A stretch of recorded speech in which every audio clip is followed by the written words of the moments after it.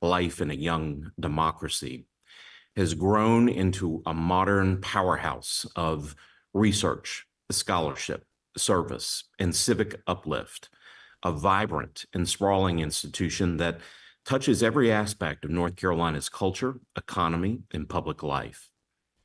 UNC Chapel Hill is a magnet for talent and a center for great teaching, home to more than 20,000 undergraduates and nearly 12,000 graduate students. It is one of the largest and most productive research institutions in the world, earning more than $1.2 billion in research funding every year. It's an enormous medical center, serving patients and training the next generation of healthcare providers in every region of our state. It's a legendary sports brand, attracting legions of devoted fans in everything from basketball to field hockey. It's an economic engine for the whole state, attracting talent and spinning off companies and driving investments in just about every sector you can imagine. And it is the state's toolbox in times of need, ever ready to tackle the toughest issues facing our policymakers and our people. Carolina is the university we love and the university we fight over, the place that commands attention for its accomplishments and sometimes even more attention for its controversies. An institution with a local mission and a global reach, a place committed to both serving North Carolina and challenging it. To put it plainly, Carolina is a lot to handle. You could spend a lifetime at this institution and not discover all the different lines of work, all the different areas of research, all the different interests and ideas competing for a place within this vast enterprise. Leadership in Chapel Hill is not for the faint of heart.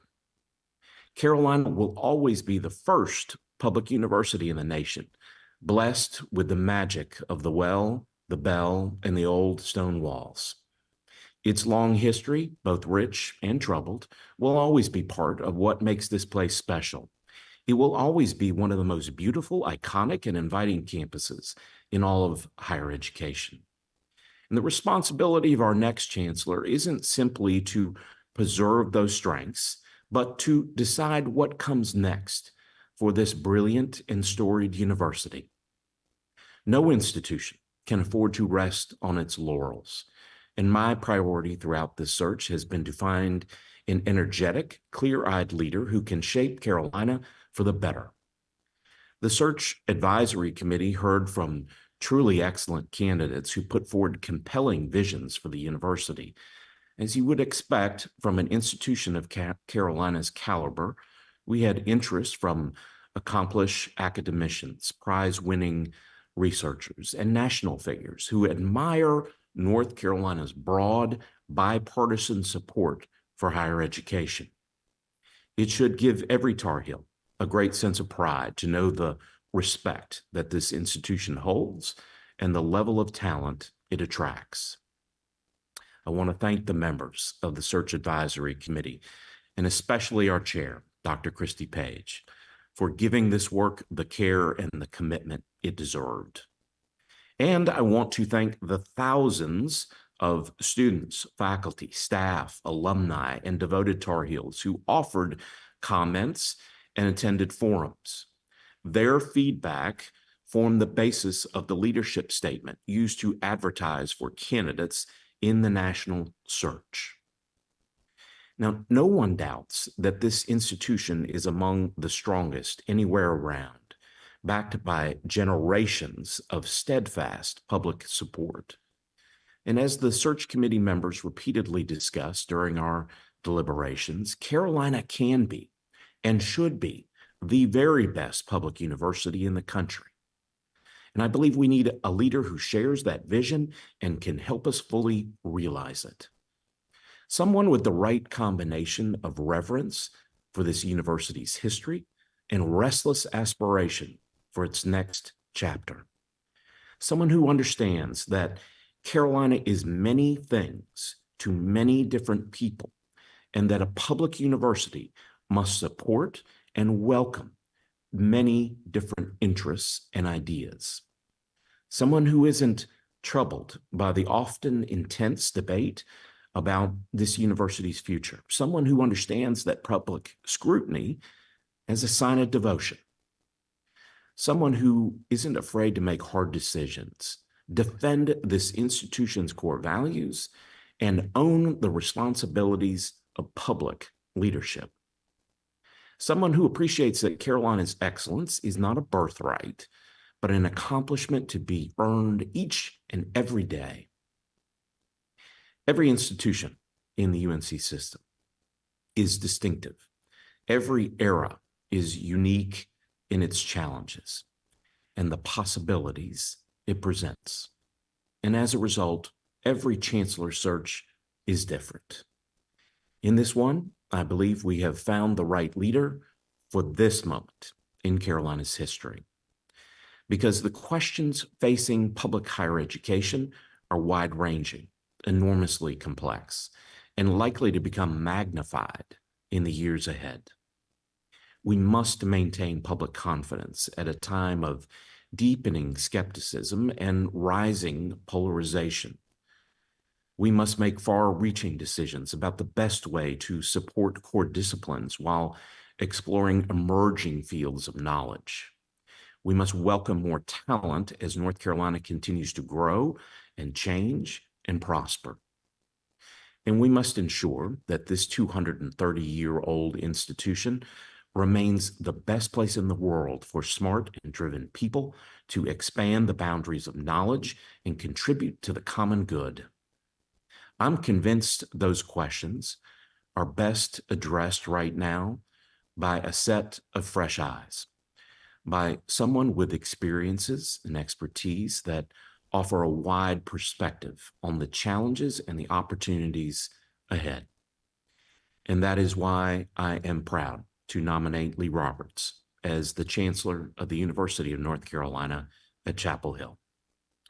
He offers a broad understanding of Carolina's role and potential as a Tar Heel by choice, someone who didn't grow up here but fell in love with the place and its possibilities. He shares that backstory with about half the adults in the state, people who were drawn to North Carolina by a sense of a state on the move, a place where talent and ambition are welcomed and rewarded, a culture that is striking the right balance between tradition and innovation. And that's the spirit I want from my alma mater in Chapel Hill, and that's exactly what I believe Lee Roberts brings to the job. During his time as interim chancellor, Roberts has shown a willingness to listen, to learn, to approach difficult moments with humility. I have a deep respect for those who invite dissenting opinions and make a point of engaging with thoughtful critics, and Roberts has demonstrated that instinct time and again. Frequently, for the past 8 months, I've heard from people surprised to get an unprompted email, phone call, or note from interim Chancellor Roberts, asking them to meet and share their ideas. When a student group held a teach-in to vent strident criticism of the university's leadership, Lee Roberts didn't ignore them or issue a bland statement. He actually showed up to listen, to engage, to participate in the kind of civil discussion that this community deserves. When campus protests were all over the national news, and Roberts was invited to air his views on cable TV or score points in partisan news outlets, he said no. Instead, he sat for a thoughtful interview with Chapel Hill's local radio station, reached out to town leaders, spent hours meeting with concerned faculty and students. He kept his focus where it needed to be, not on himself, but on the university and its mission. When I appointed Roberts as interim chancellor, I said that Carolina would benefit from calm, steady, focused leadership. And through this period of turmoil for higher education, it has. He has been willing to make tough decisions under immense pressure and to stand behind the core principles of this place even when it's difficult. He has consistently defended the academic freedom of faculty, the rights of students, and the interest of the institution in meeting its educational mission. As all of you know quite well, chancellors don't get to make easy calls. Their role is to weigh trade-offs, accept intensive scrutiny, and to find a way to earn trust and respect, while rarely giving any constituency all it wants.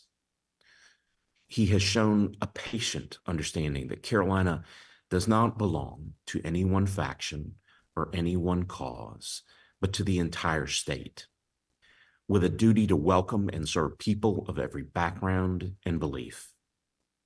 And that responsibility is especially important as our public universities navigate this era of passionate intensity in public life and deep divisions in our society and politics.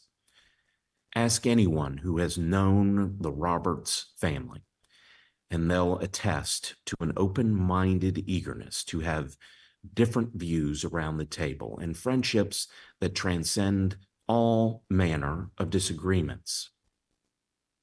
He will need that mindset and those strong relationships in the years ahead. I share with Lee Roberts a strong appreciation for Carolina's excellence and a conviction that it has room to grow and improve. UNC is a world-class place to learn and study, but it does not always deliver a world-class experience to students trying to register for classes, to staff trying to get through red tape, to department heads trying to hire, to faculty trying to spend grant money. The university has extensive needs in terms of physical infrastructure, technology investment, and modern business practices.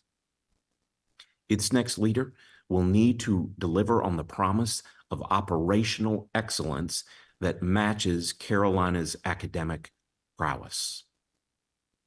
I'd like to repeat that. Its next leader will need to deliver on the promise of operational excellence that matches Carolina's academic prowess. Now, during a period of rapid growth for North Carolina, UNC Chapel Hill has moved at a slower pace. I believe it's time for Carolina to welcome more talent from across the state and across the country. And Roberts brings a pragmatic understanding of what it will take to expand this university's service to a vibrant state. The future belongs to North Carolina, he likes to say, and North Carolina's flagship university must be ready for it. He is also thinking ambitiously about how to build on Carolina's core strengths in fields crucial to our economy and to the health and well-being of our people. When I look back at the history of this university, its moments of greatest triumph have come from an energetic embrace of new fields and emerging societal needs. Lee Roberts knows how to maintain the humanistic core of a Carolina education while confidently exploring the frontiers of science and technology that are doing so much to shape our world, and perhaps cross-pollinating those two areas of strength. A chancellorship in the UNC system, it's a public trust, a promise to protect all that is good and valuable in our universities, while ensuring that they change and improve to serve a rising generation of North Carolinians. Lee Roberts understands that responsibility, and he appreciates the productive tension of preserving an institution and pushing it forward at the same time. Now, I've half joked with the Carolina faithful about what I call his youthful indiscretion as a Blue Devil, but I am grateful for his road to Damascus conversion from the much darker shade of blue, and we will now bring him fully into the light. Madam Chair, as president of the UNC system, as a proud graduate of UNC Chapel Hill, I make this nomination with great expectation as I share Lee Roberts' energy and ambition for this place that we all love. On behalf of the committee, I move that the Board of Governors vote to elect Lee Roberts as Chancellor of the University of North Carolina at Chapel Hill.